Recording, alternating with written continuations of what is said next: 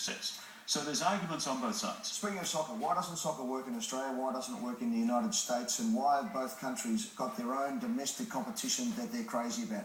Gridiron in the States, AFL, NRL here in Australia.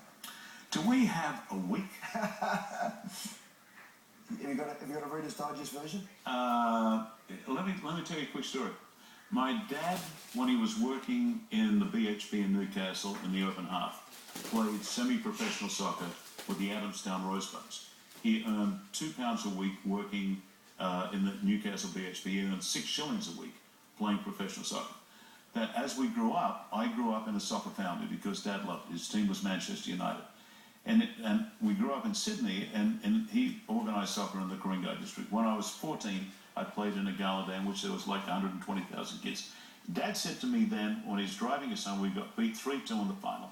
And he said, well, by the time you kids are 25, that there will be no Aussie rules, there'll be no NRL, there'll be no rugby union. You're all going to play soccer. In 3 weeks' time, like, I was invited by the rugby union coach at my school, Norman Hurst High, if I'd play rugby union, of course I'd switch. I think it's because there's no heroes. That's it. And until soccer develops heroes, that the 14-year-old boys that make up what the future of every sport is are not going to devote their heart and time to it. Yeah. I've got the same story. My father came out of Glasgow, same deal. Oh, we came Followed from Glasgow Celtic.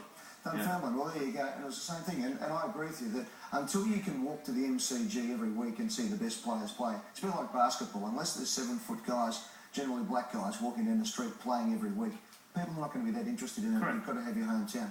Hey, David, stick with us. I've got